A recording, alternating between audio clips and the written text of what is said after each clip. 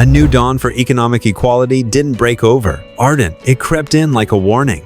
Beneath the glitter of luxury towers and the exhaustion in working-class eyes, the city felt something shift. No riots, no headlines, just a quiet, dangerous awakening. The moment people realized the balance of power had finally begun to move. Among the voices rising from this quiet awakening, Maya's was the one people remembered. She wasn't a politician, nor someone born into influence. She was a daughter of Ardent's working-class streets, a woman shaped by the long shifts her mother worked, the odd jobs her father took, and the endless balancing act she watched her neighbors struggle through. As a child, she listened to adults in her building talk about rent increases and layoffs they could never control. As she grew older, those conversations became her compass. She studied, she worked, and she returned to her community because she knew its struggles were not isolated. They were symptoms of a system that had tilted too far in one direction. And so when she stood in front of a crowd one cool evening, the city buzz fading behind her, people listened. "We need regulations that prevent the hoarding of wealth at the top," she said, her voice clear, unshaken. "We need a society where opportunity isn't a privilege, but a right." The applause that followed wasn't just support, it was a release of something people had held inside for years. But inspiration alone wasn't enough. Real change demanded organization. It demanded alliances, structure, and strategy.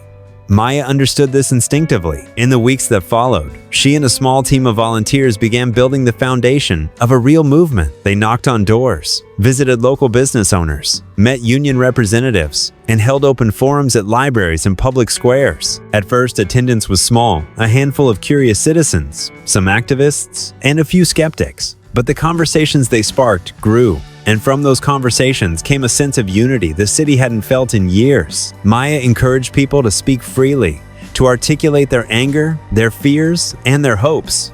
She reminded them that collective action is most powerful when built on shared experience, not division. As momentum grew, it became clear that the movement needed more than voices. It needed a blueprint, a realistic plan that city leaders could not dismiss. Over long nights, surrounded by stacks of reports and endless notes scattered across tables, Maya and her team crafted a policy framework rooted in fairness.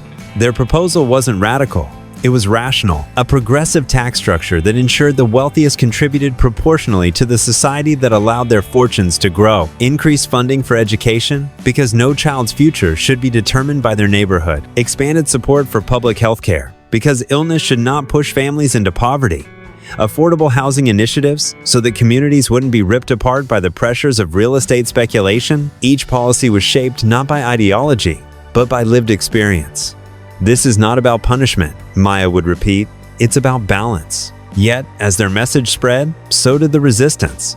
Ardent's wealthy elite had spent decades shaping policies in their favor, and they were not eager to relinquish influence. Lobbyists began quietly circulating memos to politicians. Think tanks funded by corporate interests published articles warning of economic collapse if Maya's proposals were enacted.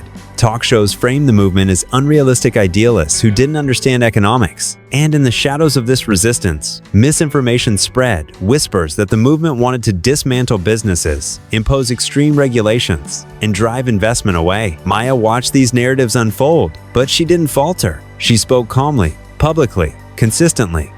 "We are not here to tear down the city," she reminded crowds. "We are here to build a stronger one." There were moments when the movement seemed ready to collapse under the pressure. Attendance dipped, donations slowed, and some supporters afraid of backlash stepped away. Maya felt the weight of those losses deeply. She questioned herself in quiet moments, wondering if her dream was naive, if people would ever truly embrace change. But then, something subtle began to happen. A local cafe owner spoke out in support after months of hesitation. A teachers' union endorsed the policy blueprint. A well-known journalist wrote an op-ed calling the movement a necessary correction for Ardent. Small victories, but each one nudged the momentum forward. What Maya didn't know was that inside City Hall, her proposals were beginning to take root. A few council members, initially cautious and skeptical, started to meet privately to discuss the potential impact of the blueprint. They saw the numbers, the data, the logical structure behind the proposals. They couldn't ignore the growing public support either. And slowly, conversations behind closed doors shifted. What began as debate became consideration. What began as curiosity became genuine backing. The tipping point arrived unexpectedly. A leaked report revealed the extent of tax loopholes used by Arden's wealthiest corporations, and the public reaction was immediate. Citizens filled parks, plazas, and streets, demanding accountability. The movement, once grassroots and fragile, now roared like a wave. Maya stood among thousands during a rally, her heart pounding as she realized the city had reached a moment from which it could not turn back. When the city council finally announced that they would formally vote on the policy package, Arden held its breath. On the day of the vote, the council chamber overflowed with citizens. People waited outside, watching live streams on their phones, hands clasped in anticipation. Maya stood quietly, feeling the weight of every step that had led to this moment. The late nights, the setbacks, the quiet fears she never voiced. As names were called and votes were cast, the air thickened with tension. And then, one by one, council members voted in favor. A majority. A clear, undeniable victory. Tears blurred Maya's vision as the room erupted. Supporters embraced, strangers cheered, and through the noise, Maya felt a profound stillness inside her, a realization that the dream she once whispered to herself had become a reality shared by thousands. The months that followed transformed Arden. Funding flowed into public schools, revitalizing classrooms that had been neglected for decades. Community clinics expanded their services, offering care to families who once avoided medical visits due to cost. Affordable housing projects broke ground, giving hope to those who spent years on waiting lists. Small businesses received grants and tax relief, enabling them to hire, grow, and breathe again. For the first time in years, inequality didn't feel like an unmovable mountain. It felt like something that could be reshaped. Step by step, people noticed the difference. Streets once quiet and tired felt alive. Neighborhoods once overshadowed by economic pressure began to flourish.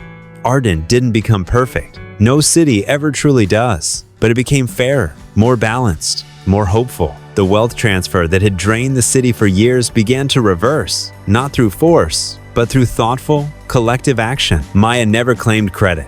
She insisted it was the people's victory, the workers, the students, the families who dared to believe change was possible. And though she knew the journey was far from over, she allowed herself one moment of quiet pride, because in the city she loved, in the streets where she grew up, a new chapter had begun.